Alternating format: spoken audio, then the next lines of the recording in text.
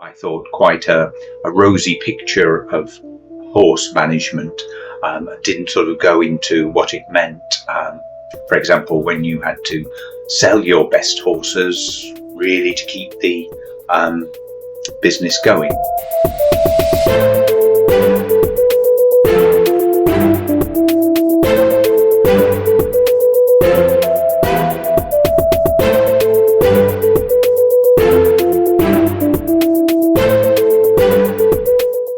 Good afternoon and welcome to the Harveywetdog YouTube channel, where this afternoon I just wanted to go back over some of the blogs that I published, examining the question of social license to operate in the equine world.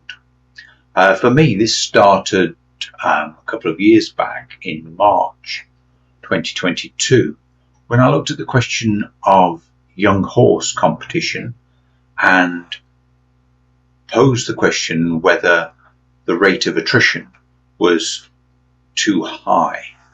I came to this in probably a roundabout way.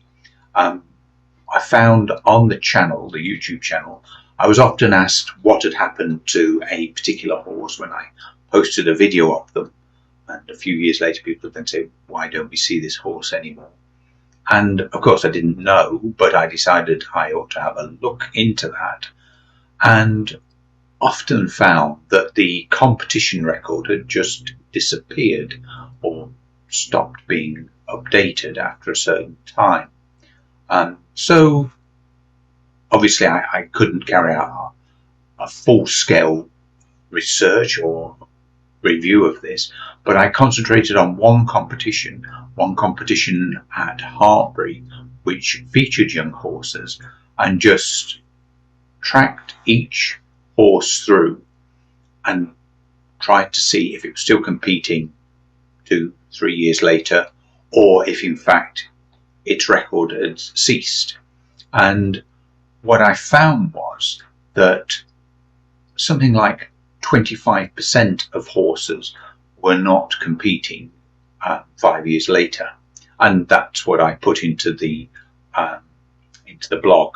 At the same time, I wrote to BHS and asked them for their opinion, whether they felt this was an acceptable situation, whether they felt it was under control. And I think you'll see, if you read that blog, that it took them a while to respond. And in fact, they more or less washed their hands of it and said, well, this is nothing to do with us. We just look after recreational horses, or we're just responsible for recreational horses. You really need to go to British Equestrian, who regulate, who govern, sorry, that's probably the correct word to use, sport in the country. Talking about BHS, one of the things that I was able to reference in my blog back in 2022 was this article in the BHS magazine at the time, which, while it said a lot of good things about horse management and some of the good practice that Carl Hester undertakes, it didn't really help us with those horses that don't quite make the grade, and were there any special techniques that he used for young horses. So I didn't really feel that article helped me. It painted what I felt was quite a rosy picture of horse management, and it didn't go into some of the difficult decisions that you had to make when horses didn't quite make the grade, or for example when you had to sell your best horses to pay the bills, to keep the business going, which clearly you have to do and is the reality, but which didn't come out in that article.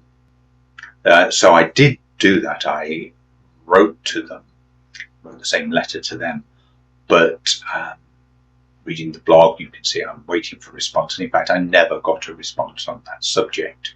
I've had subsequent responses from British Equestrian, but never on the question of the attrition of young sport horses. Now really that got me then into the whole, it made me aware of the subject of social license to operate. And in the next video, we'll talk about some of the subsequent blogs that I've produced on this topic. Thank you very much.